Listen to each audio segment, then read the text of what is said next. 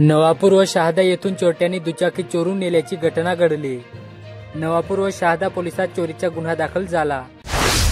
घरगुती वादातून सासरा व शालकाने लाकडी दांडक्याने बेदम मारहाण केल्याची फिर्याद एकाने मोलगी पोलिसात दिली।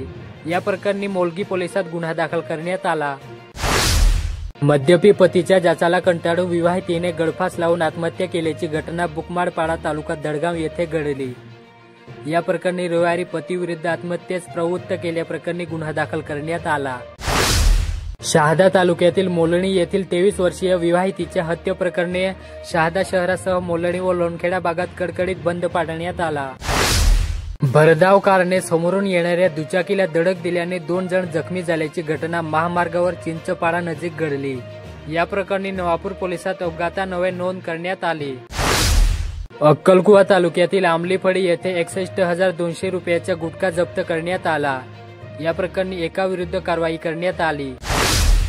तोडोदा शहरातील तुकाराम नगर आणि शंकर नगर येथे चोरट्यांनी 2 ठिकाणी घोरपडी केली। यात एकूण 2,13,000 रुपयांची चोरी केल्याची घटना उघडीस आली।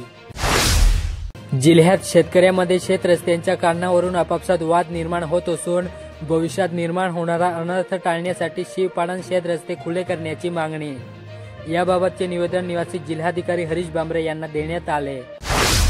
नंदुरबार येथील शिवसेना उद्धव बाळासाहेब ठाकरे गटामार्फत मीनाताई ठाकरे यांच्या जयंतीनिमित्त ममता दिवस साजरा करण्यात आला। प्रतिमा पूजन जिल्हा प्रमुख अरुण चौधरी यांच्या हस्ते करण्यात आले।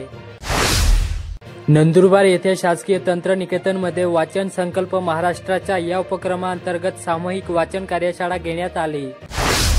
नंदुरबार शहरातील विविध भागात छोट्या पद्धतीने बंदी असलेल्या लायलॉन मांजाची विक्री करण्यात येत आहे। हा मांजा पक्ष्यांसह नागरिकांना धोकादायक ठरत असल्याने त्यांची विक्री करणाऱ्यावर कठोर कारवाई करण्याची मागणी वन्य प्राणी संरक्षण आणि बहुउद्देशीय संस्थेच्या वतीने करण्यात आली।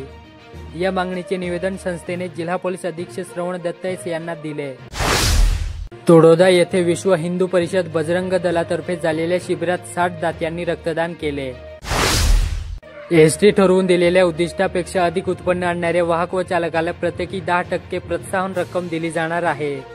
ही योजना 1 ते 31 जानेवारी या कालावधीत राज्यभरात प्रायोगिक तत्वावर चालवण्याचा निर्णय एसटी महामंडळाने घेतला।